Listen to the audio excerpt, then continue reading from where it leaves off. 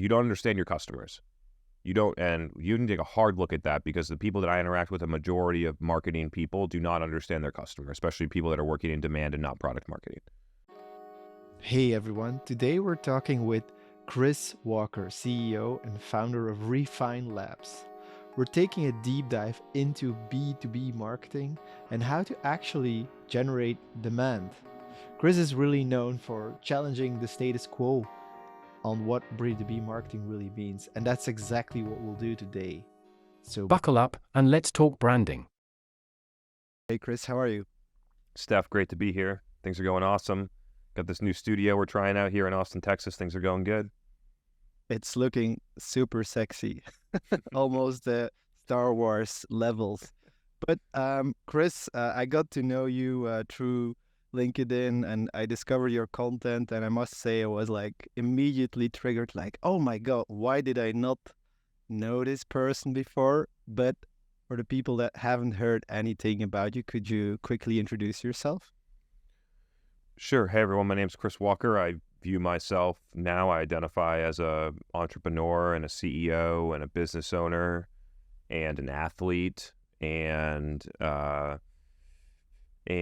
like to spend a lot of my time, whether it's working on my business. I started a company in 2019 called Refine Labs, who has fundamentally changed the game of how B2B companies think about demand and overall revenue operations, whether that's the media or the distribution and the content and the analytics, which has been an amazing journey and something I'm super proud of.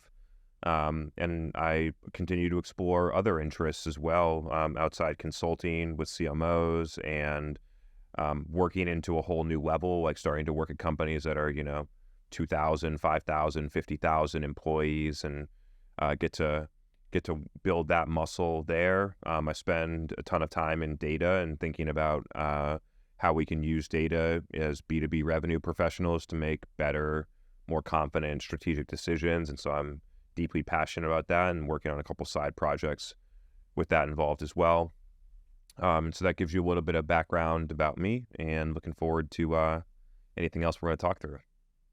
Yeah, love that. I mean, maybe before we dive into the nitty-gritty stuff, like how did you end up in this place where it sounds like you have a lot of like knowledge on this whole space, but also experience? Like maybe take us back 5 or 10 years to Chris Walker's first steps in this market and like what changed for you? It was a little over 10 years ago. I was at my first job at a company called BEA Inc. I was actually I technically worked for the holdings company, parent company called Halma that was based in the UK. They would drop us into these different subsidiaries. BEA, $100,000 hardware manufacturer, complex distribution channel with OEMs and distributors and direct sales, selling big accounts. Walmart was a big customer and companies like that. And I'm 22 years old and I'm in a lab like coding some microprocessor for some new technology that they're building. And within 3 months, I was like, this sucks.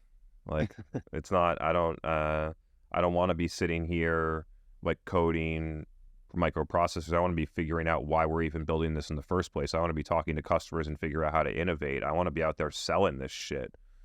And so I was lucky at that company. They provided me a different opportunity, and I moved from engineering to product management, and that was the beginning of my career. And I did product management and at several of those different subsidiaries, whether it's launching products or evaluating, making business cases of whether to build a new product, or even speccing out, like doing customer research, speccing out the product, actually building and developing it and launching it, full cycle product management.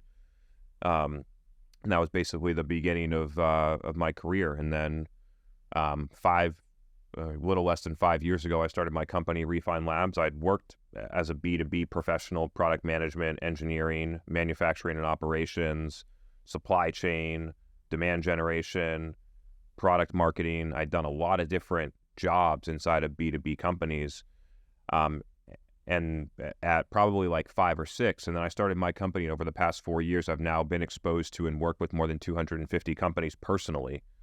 I speak to, dozens of CMOs every single month. I see, probably 30 or 40 instances of Salesforce data every single month. Mm. I understand the budgets of how budgets are allocated with companies that are $100 million in revenue and spend $25 million on marketing. I see how those budgets are being allocated across a broad set of companies. And so my skills and experiences, the foundation that I had was amazing. And then the skills and experiences over the past 5 years have given me this compounding impact because of the amount of different situations that I've seen, where I can recognize patterns, where I can see the data across a lot of companies and recognize these trends and be able to call them out, where I'm able to work with companies over a period of time and solve those challenges or come up with new and innovative solutions to those challenges, which then allows me to start to communicate that across the board and let other companies be able to draft off of that knowledge and experience that I have. And so that sort of explains how I got here. It truly is like, and people that work at my company, people that have done a job, gone through a path like mine will say that when you start working with a lot of companies, the learnings rapidly accelerate. And so I think it's been a massive accelerant to my career and knowledge and my ability to help people. Yeah. Love that journey, and it's really interesting that you really started in like the product and then gradually made your way over to really going into marketing. Like, I saw this video on YouTube, the 5 tenets that every marketer should know, and I thought it was like there were some really interesting takes in there. I think it could be like a good foundation for our conversation. I have them listed here, so like if you could maybe elaborate a bit on the first one, like marketing is not sales. I think that's one of your strongest points to just like blast in. So what do you mean by that? Yeah, and that's it's good that you called it out because that's the only one that I remember when you mentioned the 5 tenets. I was like, I think I remember number 1, but I don't remember 2 through 5. I have them written down, so don't worry. Marketing is not sales, but I think better framed as demand creation is different than demand capture. Even as I've written that post, it was a little while back, I think I can better clarify, because there are parts of marketing that are more like sales than marketing. Marketing spans across a lot of different areas, right? You host an event for 5 accounts that are in stage 4 pipeline. Whether you identify as a marketer or not, you're doing sales at that point, or you're at least assisting a sales action. And so I think the thing that B2B companies miss is the sort of distinction between demand creation and demand capture. And back then I sort of viewed it as, marketing and sales, but it's a better way to look at it is demand creation versus demand capture. And just because of the way that they have historically operated and how they think about, marketing and the revenue generating process overall, that they just lean heavily into demand capture. And then the things that they see other companies do, or they see me do, or they hear me talking about, or they hear other people talking about, or things like that, starting a podcast, thinking about running your $100,000 a month in LinkedIn ads differently than just the lead, gated ebook lead gen strategy that every company does. How do you go out and do virtual events and webinars and not be measuring it on how many leads or attendees were there? How do you really get involved in communities and, put out content on the internet that you can't directly measure with your little multi-touch attribution software, but makes dramatic impact on overall business results? There was a new study that came out. I'm going to write more about it because I love the data that they collected. But one data point was that 100% of links that click out of Slack get tracked as direct traffic with no referral URLs. So for instance, I'm on LinkedIn and I see a LinkedIn ad and it catches my eye, but I'm not the actual decision maker, but I'm like, maybe we could use that. I'm going to click, copy the link. It's going to have all the UTMs in it. I'm going to drop it into Slack and say, tag at this person, hey, go take a look at this. They're going to click on that link. They're going to go to the place. It's going to show up as direct traffic and they're going to have no idea that it came from a LinkedIn ad. And so there are examples of that where B2B companies don't do those things because they don't get measured in the constraints of how they measure things today. And so that's sort of a basic understanding about how marketing is not sales. And I think that as a marketer or even as a revenue professional, me now, I've sold probably $50 million in deals in the lifetime of my company. I can sell stuff. I would consider myself a salesperson in some way. That being able to switch your brain and be able to move based on where either your audience or that individual person that you're talking to is, and be distinctly, and I'm in marketing mode, or I'm in demand creation mode, or I'm in that mode, or I'm in sales mode, I think that salespeople have a hard time turning that off, and I think that most marketers are foreign to the idea of selling anything, and being able to sort of deeply respect the differences between how you act in those two different situations and be able to play on both sides. I think is a massive skill set that a lot of future revenue professionals will develop. Mm, absolutely. And I think like one of those things where I've noticed myself, like coming from B2C into B2B in like the last 4 or 5 years, I've really noticed that like there is a heavy emphasis on sales. Kind of makes sense, but it's very hard in those organizations to like shift that mindset into demand generation or brand building. There's a couple of these terms that get thrown around, and I wonder like if you have some ideas on actually how to make that shift in an organization that is really heavily focused on sales and conversion oriented, that sort of organization. Like what are some things that you as a marketer can do to start making that pivot? Oftentimes the answer is you don't. It really is. There's a majority of B2B companies are sales companies. And that has been a historical, and in like 2002 or even in 2010 or probably borderline 2015, as a B2B company, you should have been a sales company. That was the best way to go to market. You should have been banging the phones. You should have been trying to figure out how to get MQL so that your SDRs had people to call. You're trying to get your field sales team into that meeting when you fly in person to have that meeting to close a $100,000 deal, because inside sales doesn't really exist yet. Like that was the way to do it. But recognizing when there are major shifts in the market and in how your customers buy, and then being able to adapt to those situations becomes a foundational, critical element to long-term business success. If you don't do these things tomorrow, are you going to go out of business? Probably not. But is your customer acquisition cost going to go up over time? 100%. Is your marketing ROI going to continue to degrade over time? 100%. Are you going to start to lose market share? Most likely. Are you going to be vulnerable to other competitors that start to take on these strategies and then start to take your market share over time and be viewed more as a category leader? 100%. So this is really an issue in the long term for executives and business owners and shareholders, to think about are we planning to be in business in 10 years? What's the world going to look like in 10 years? How do we start at least taking baby steps toward where that's going instead of holding on to the way the world worked in 2010? And so that's sort of the like a decent way to explain it, but it truly is all rooted. And the only reason that I'm here and talking about the things that I'm talking about is because I just listen to customers flat out.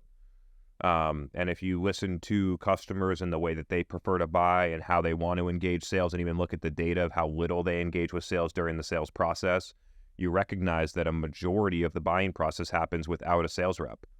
So if you are one-dimensional sales and the customer spends 90% of their buying process not talking to your rep and looking on the internet and consuming content and talking to key opinion leaders and getting this information all those other ways, and you don't have content there and you don't have relationships with those people, and you're not showing up when they go to the review site, that you are at a significant disadvantage.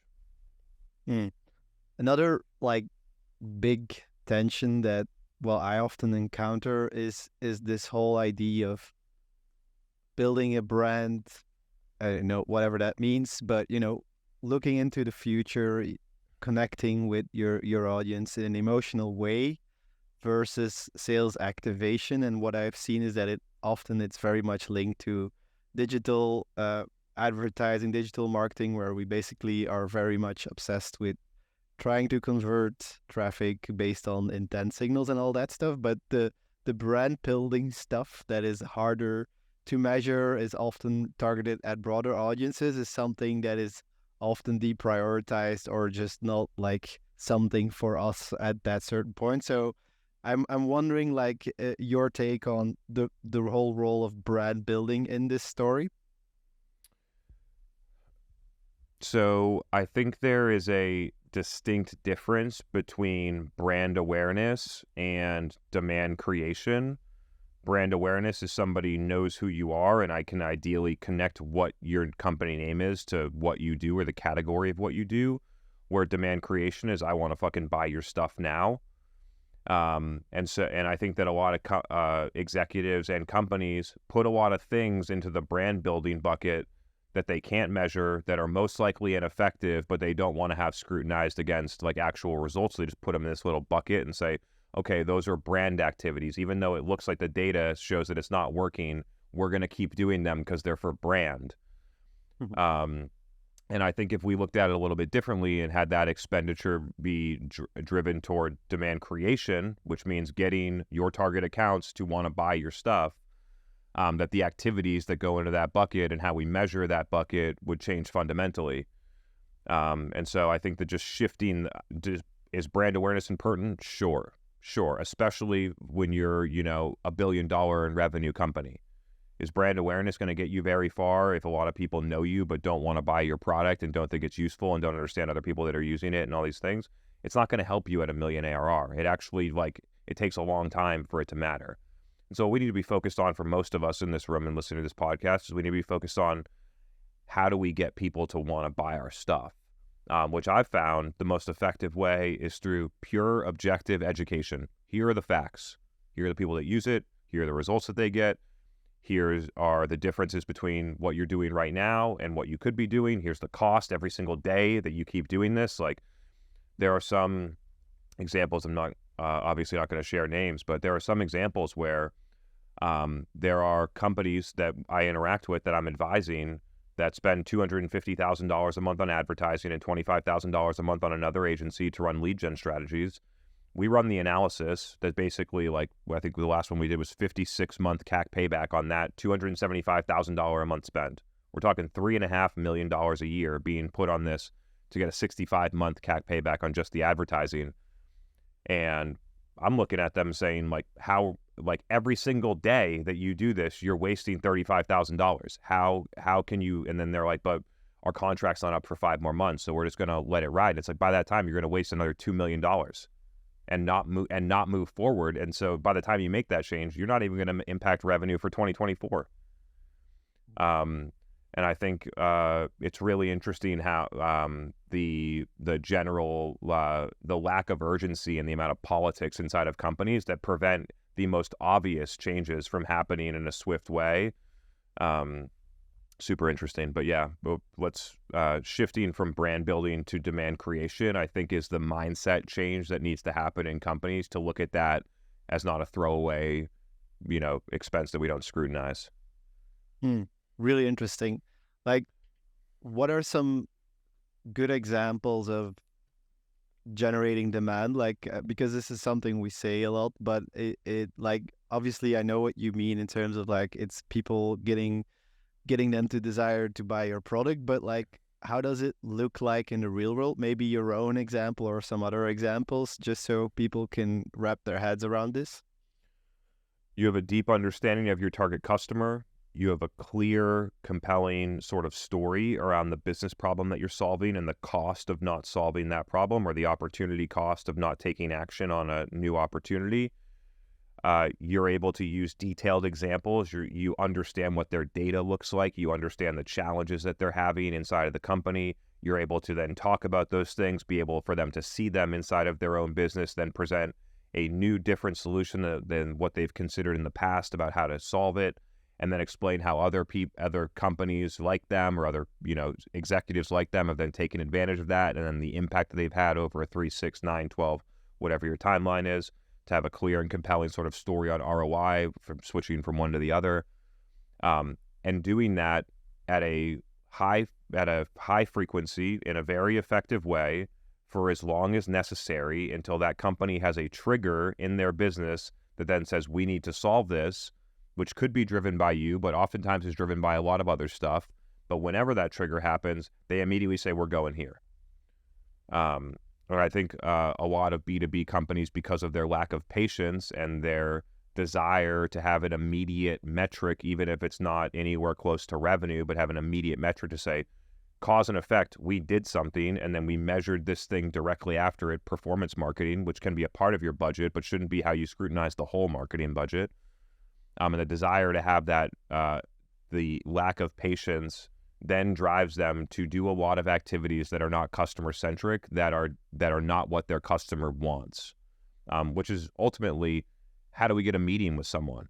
That's basically what they're doing. And then they bribe them with gift cards, or they harass them on with phone calls over the time. And if there's companies that do this, that have their total addressable market's 5,000 companies, and you got a farm of 25 SDRs trying to call 5,000 companies, you're going to annoy every single one of your target customers within 3 to 5 months. And I think we just need to be a little bit more aware and a little bit more understanding of the actual process that companies take to buy, and then be able to use those insights, not to be complacent, not to say, forget it, I guess because customers buy this way, we're not going to close any business, not to do that, but to use those insights to drive more revenue, to do things that our customers do want, to lean in and be able to craft our go-to-market strategy and our business processes around what our customer wants, which ultimately will lead to better outcomes for us or our company. Where generally right now, most B2B companies go to market are in direct friction with how their customer wants to buy. That's really interesting to me. And I think when you mention education, my thoughts often go to these companies that are really still educating mostly on what their product is about. And you see that very often, while knowing that, for example, LinkedIn B2B Institute, they say that 95% or something of companies at a given moment is not in market. So I'm wondering, in terms of educating, what are you sharing with your audience so you can build that relationship with them for when they get that trigger that they come to you? How do you make sure that is broad and interesting and relevant enough so it's not just you talking about your product? By understanding your customer well enough and having enough talent and expertise to actually help them and solve their problems in a way that other people can't. When we were selling products to emergency room physicians, if we just did product marketing, they weren't going to give a fuck. They were concerned. We sold a product that helped people that couldn't breathe in the emergency room, and they're over there worried about gunshot wounds and drug overdoses and all the stuff where people are really going to die. And so if we just talked about our product, they wouldn't have cared. And so what did we do? We had the best people that treated gunshot wounds on a webinar that then became a podcast, that became social media content. We had people that treated certain types of drug overdoses and how they did it in these different techniques. And we created the content strategy around how to be the best ER physician, not how to help people breathe with our product. And the same thing that I've done with my podcast over time. At first it was for demand gen people, and then it became for CMOs, and now it's really for revenue leaders. And then there's some tactical stuff mixed in. So it can evolve. The content strategy can evolve over time as you grow as a professional, your business grows, but it has to be around your target customer being either a better business or a better professional, ideally both. My content strategy, I think, is really focused on accounts at this level. We have a named account list. I'm not saying that the marketing I'm doing right now is focused on this specific account, but I understand what's going on at that type of company. And I'm communicating a message that should resonate with the CFO, the CEO, the CRO, the CMO, the demand gen person, because it makes sense for the business. And then smart people in the business are then able to take that information and give it to whoever is making those decisions inside of their specific company. But when it comes to a content strategy overall, and why people, a lot of people will lean on product marketing typically to not a lot of success, is because the customer insights are fundamentally lacking. Either you don't have the insights, or you don't have the knowledge to actually help the customer based on those insights, or some form of those two. Another thing that ends up being sort of the general mindset of if we're on this podcast and I'm not talking about Refine Labs case study and all this great stuff that we do, and how our ad process is so much better than anyone else they're considering, or what they're if we're not doing that, then the podcast must be a waste of time. And people think that way as well, but it's not, because what the podcast is meant to do is to educate people and to help people, so that and to do it where when they look back, even if there's something that they heard, and this has happened before, I've had CMOs come to me and say, when I first heard your stuff in 2020, I thought you were full of shit. And I deeply resisted that our ebook strategy wasn't working anymore. And then it hit me almost a year later that what you were saying was right all along. And so some people will resist what I say. But it's meant to educate people. And then once that CMO saw that and experienced that for herself, now she trusts me a ton. Now she listens to my stuff. Now she refers me business. When initially she didn't like what I was saying because it was a hard reality for her to come to grips with at that point. And so, I think we just need to be to have the right mindset about what we're trying to do, which is basically help people be. I take the mindset that I'm the best free consultant for any B2B company out there on this podcast. Every time I do an episode, that's what I try to do. Yeah, that makes total sense. I think one thing that is like also interesting to see or challenging, something I've experienced and we talk about a lot with customers, is like the fact that there's a lot of people investing in content. I think it's a given, especially in B2B SaaS, that you have to create some content, you have to be present, you have to share something, you have to share a perspective. But I think what is like often lacking is a strong distribution tactics, ways to reach more people than the echo chamber that you created with like your little following on LinkedIn or whatever it is. I think that's like a huge challenge for a lot of companies when they go to a next stage of growth, is like reaching not just those like initial ICPs, but really like a broader audience. And I'm wondering like if you have some ideas on like how to improve that distribution, how to reach more people, well, the right people, of course, but a lot more people than you did initially with some basic content. Yeah. So first off, to the statement of like, as a company, they say we need to invest in content, or as a company, they say we need to buy, Google ads. But almost every company is saying we need to invest in content and we need to do advertising and we need to do SDRs. And the recognition is it's not about doing the thing, it's about doing it well. It's not about how much money you invest, it's about the impact of the money that you spend on it. And so I see a lot of people just sort of say, yeah, we're investing in content. We spend $20,000 a month in content and think that they're doing a good job. And as you dive in, it's okay. So what do you actually, what's the strategy? And then they spend $10,000 on one gated PDF every quarter. And then they spend $6,000 for an agency to write like commodity blogs that their customer definitely doesn't care about. Like you're selling to CISOs and you're outsourcing your blog writing to a manager level marketing content manager. How are they going to write content for a CISO? And then there's another element where they like have a graphic designer put together a couple of social graphics so they can post it on their organic social channel where none of their target customers see it. This gets into your distribution. None of their target customers see it. It gets 100 likes because 100 people at the company like the post. And then they spend $20,000 on content, $240,000 a year, and basically get zero impact. And so it's about how you spend it. And so when you think about like what are the key things that need to happen in this strategy and where are the key places that it breaks down? The first part is that you don't understand your customers. So like, and everyone can, as I walk through this, you can analyze for yourself, where do you think it's breaking for you? You don't understand your customers.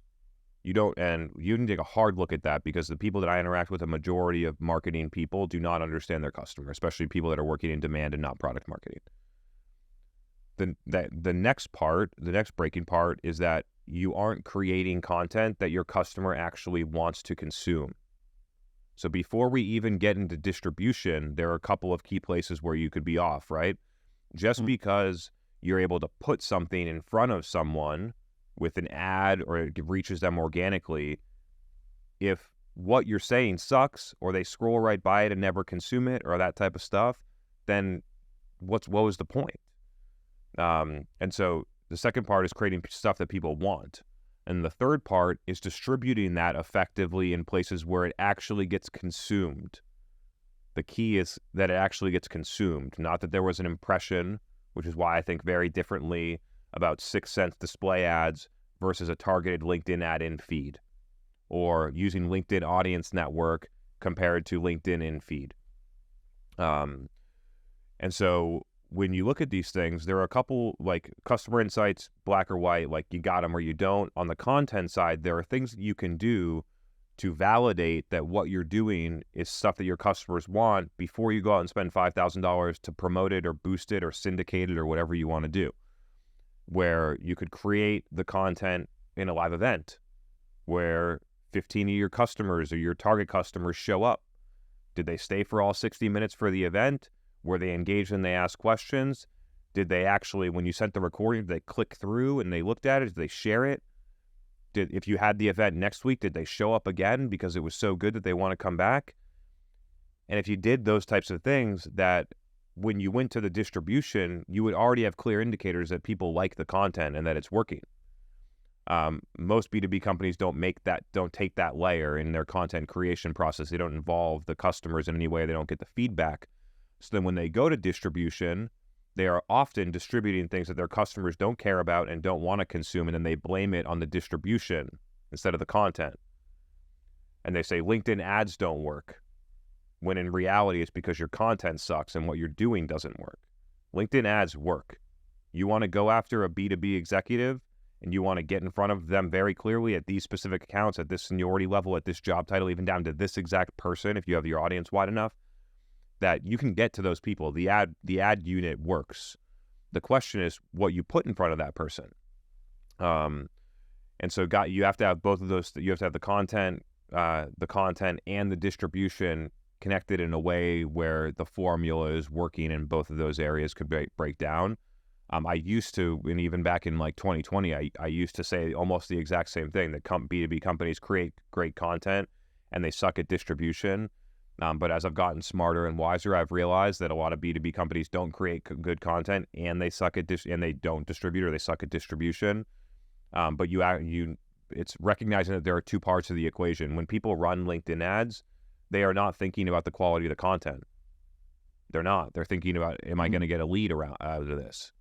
And so we need to, when we think about social advertising and demand creation activities like that, we need to be focused on, is the content making an impact for our target customer? And not just in like the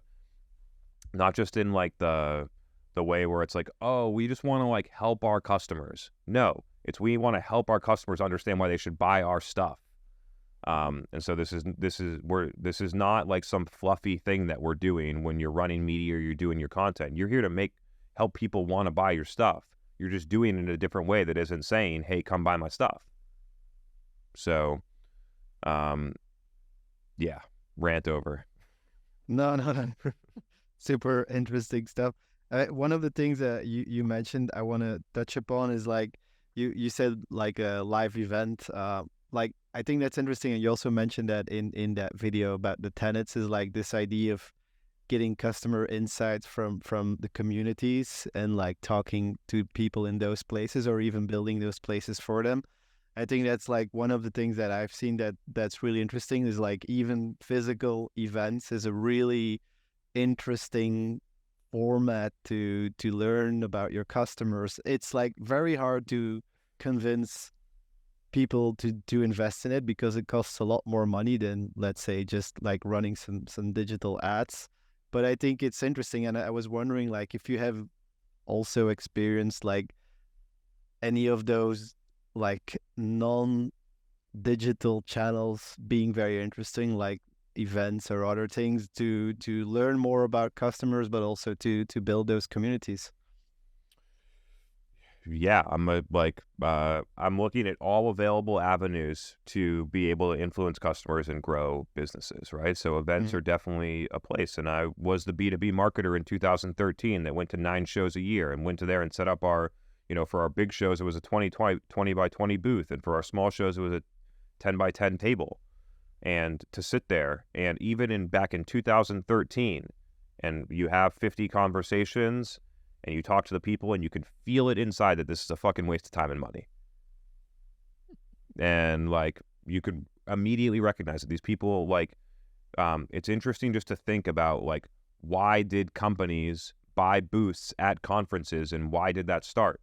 And when did it start? I don't exactly know when it started, but it was definitely before I became a professional, before the internet was at maturity and scale. And the reason was because it was the only place in the world that you would have access to all of the people. It was the only way that the people could learn because there was no internet. And so they would show up at this place once or twice a year and they would listen to the people speak because there were no podcasts. And they would peruse the booth because there was no internet or social media to understand what products people were building or what people were buying or things like that. So you had to go there and literally get a demo and like give them your business card and hope that they called you because you didn't have their information or be able to contact them. And like that was what we did in a B2B conference. And it made a bunch of sense at that time in the world to invest a significant amount of your marketing or business, go-to-market budget on events for that reason. It was one of the only ways that people researched, discovered, and evaluated products.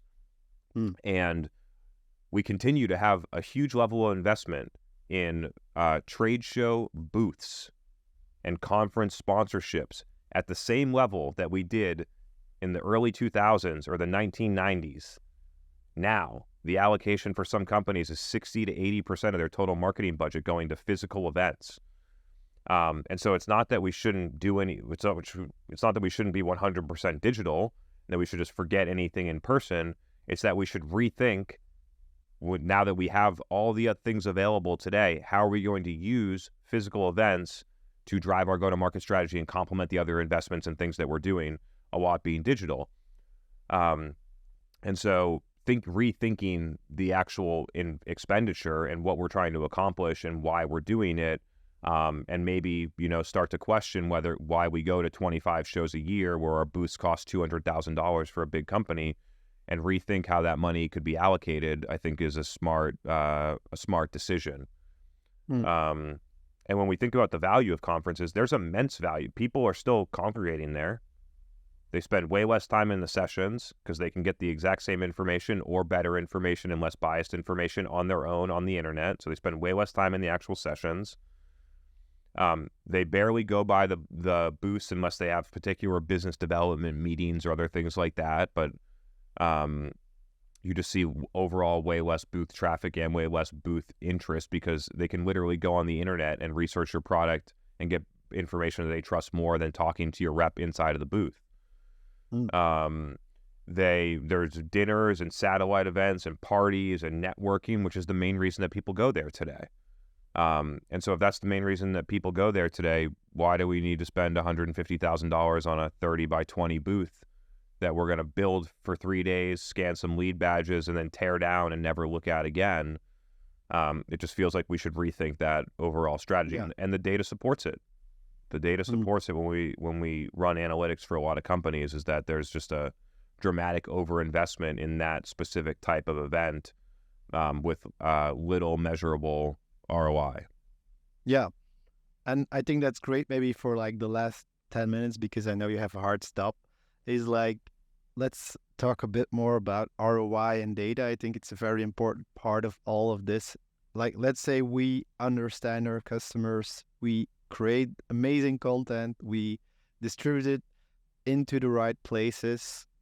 Like, what is, if it's not the typical KPIs that come up, because you mentioned dark social and all of these things that are hard to measure, like how can we actually measure the impact of this education, of this demand gen? And then also how can we, of course, convince the CFO and the CEO that this is legitimately what we need to keep investing and building in? I think that B2B executives have generally been sold a lie of how we evaluate the effectiveness of marketing programs.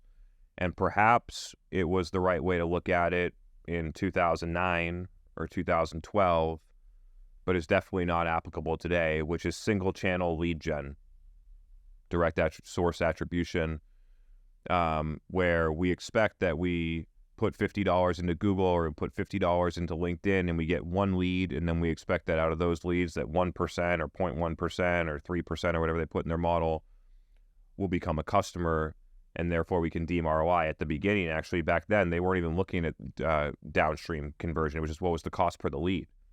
And when you optimize for cost per lead, you end up getting way more low quality leads, because typically the cheaper the lead, the lower the quality, the lower the conversion rates. It's the only way that you are able to reach scale and volume. I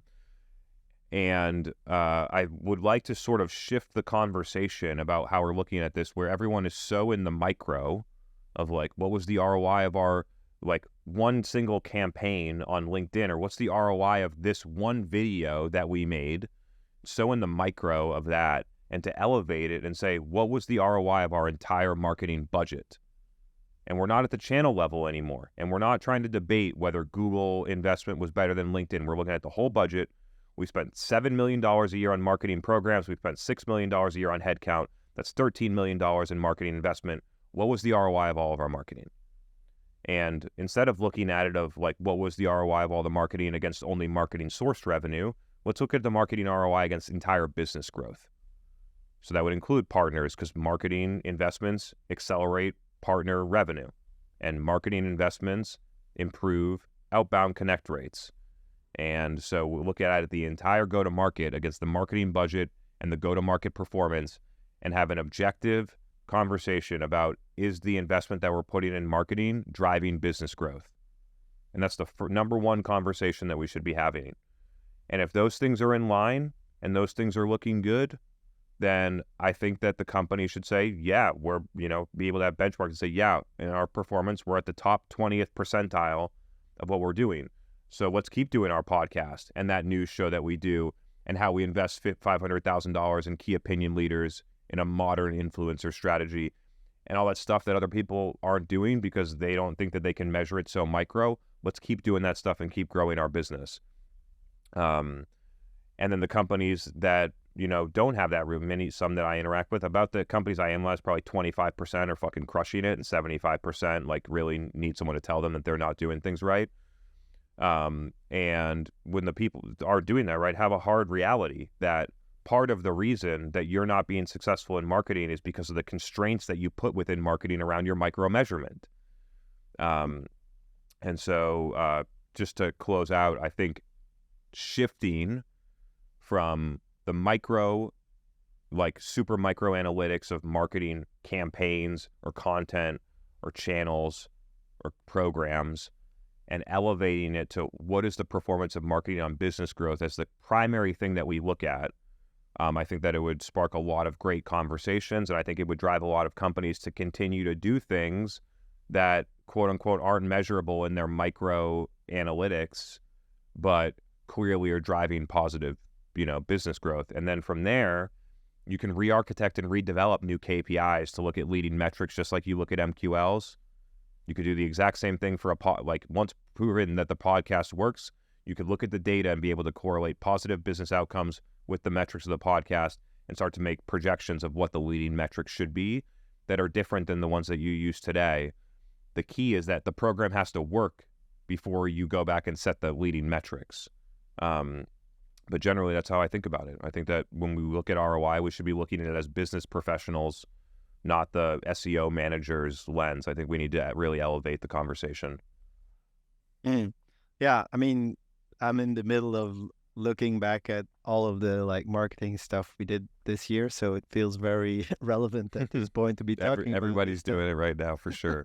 Yeah, well, and I think it's interesting. On the one hand, I mean, I think what you're saying makes total sense, especially when it's about convincing, all the stakeholders of the business to keep investing in marketing in the way that you're doing it.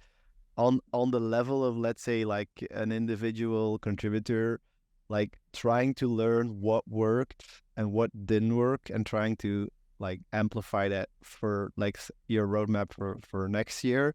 It's I'm still looking for what are the right signals, and I know there's not a single answer for this because it depends on the format and what you're trying to do and stuff like that. But I'm wondering, in your when you start something new, let's say you've only been doing it for 3 months or 6 months, you can't really evaluate that long-term thing yet. What signals are you looking at to indicate that, yes, let's keep moving this forward, let's scale this? Or is it just not possible, and do you need to commit to something say a podcast for at least a year to get something out of it? So first off, when you're making evaluations for demand capture, use attribution software and CRM data, and you can easily understand what's working and what's not in demand capture. And for demand Yeah. creation, listen to customers and a variety of different ways that you can get insights to understand what's working in demand creation, and then view those as two different things where you use different signals to know what's working and what's not. Another huge misconception about demand creation, or when they think about brand building, is that it's a long, maybe when you think about brand building long term, because it's not really driving demand. But when I started my LinkedIn content, I was getting customers within 30 days. When I started the podcast, I was getting emails and DMs and invites onto new podcasts within 30 days. When I started my event, the first event we did, 19 people showed up, but then for years, hundreds of people showed up. There's a misconception that these types of things need to take a long time, and they don't. What needs to happen is that you need to be doing things that customers like, and then you get the first thing you get is immediate qualitative signals. People commenting in your posts, sharing your DM, saying, "Hey, I just shared this with my whole team," sending you a DM, inviting you onto their podcast, asking you to speak at the industry event. You get all these qualitative signals. Then you get a couple DMs that say, "Hey, what you said is interesting. I want to explore working together." Or, "Hey, could you, CEO content, that's great. Could you set me up with your best AE so I can look at the product that you sell?" And you start to get those types of signals. And so if you're 6 months into some of these things and you're wondering, like, are things working or not, you should be getting those qualitative signals much faster than in 6 months. So the qualitative signals should already be coming in, and they should be coming in from target customers, not just random people. And then in 6 months, you should definitely have some tangible way to correlate the impact of what you're doing to business outcomes. And if you're not able to, oftentimes it's because the way that you're doing it isn't working. It's not the podcast's fault that you suck at doing a podcast. Just like I don't say this to people directly because it sounded disrespectful, but it's basically what I'm saying is like it's not LinkedIn that doesn't work. It's that what you are personally doing on LinkedIn doesn't work. And so when people love to blame the channel instead of their own talent. And when it comes down to it, it's most often the talent, the mindset, the consistency, the understanding of customers. Those are the reasons why people aren't being successful. It's not the channel's fault. It's usually not how you're running the ads or things like that. Sure, there are tactical improvements to be made. But generally when I think about like the results of some of these things, and I perpetuated these ideas early on, so it's generally could be looked at as my fault that people think this way, but it doesn't have to be long term. And when executed properly, you actually should be feeling it in the pretty short term. Yeah, I love that. Some really good harsh truths to don't find excuses and really just get down to the work. I really appreciate that. Well, we're gonna wrap it up. Thank you so much, Chris. I would love to pick your brain for the rest of the day, but we'll talk about that maybe later in a more professional way. Amazing. Thanks All for right, being on thanks the so much show, for man. having me. Appreciate you. See you soon. Bye-bye. All right, that was it for this episode. As always, I really appreciate you listening or watching the show. If you like it, please subscribe to the podcast on YouTube or wherever you're listening. If you're interested in learning more about brand strategy, visit branding.courses and you can use the code LTB podcast to get a 20% discount. Also, if you want to see the transcript for this episode, you can visit letstalkbranding.substack.com and also subscribe to the email list there to get updated on any new shows or other content. Thanks, take care, and see you in the next episode.